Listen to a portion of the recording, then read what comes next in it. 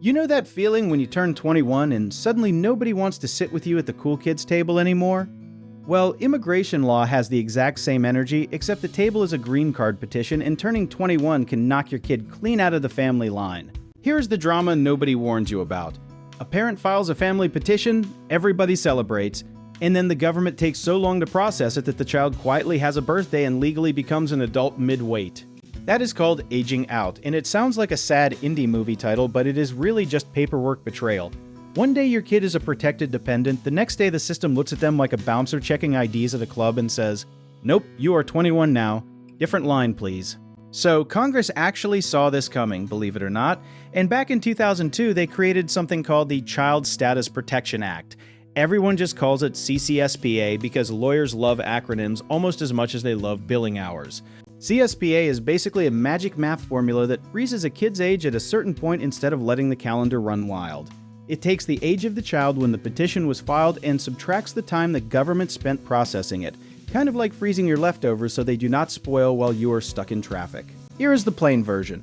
You take the child's real age on the day a visa number becomes available, then you subtract how many days the petition sat waiting for approval, and that gives you the CSPA age. If that math brings them back under 21, congratulations, they keep their spot in line like nothing happened. If it does not, unfortunately, they age out and usually get bumped into a different, often slower category.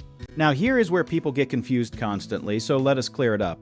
Just because your kid turns 21 in real life does not automatically mean they age out, because CCSPA might still save them depending on the math.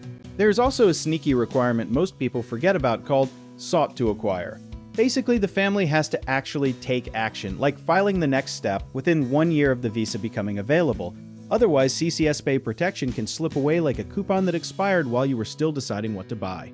Different visa categories play by slightly different rules too, because of course they do. This is immigration law we are talking about.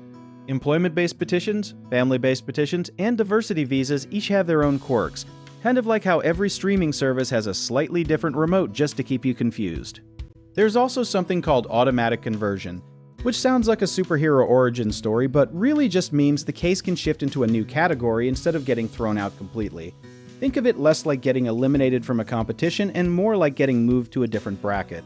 Marriage complicates things too, because most of these dependent categories require the child to stay unmarried. If they get married before the process finishes, that protected spot can disappear faster than free samples at Costco on a Saturday. This is exactly why families miss deadlines they did not even know existed, because these rules are scattered, technical, and updated more often than your phone's software. One missed date and years of waiting can basically reset to zero. The real lesson here is not to panic, it is to plan.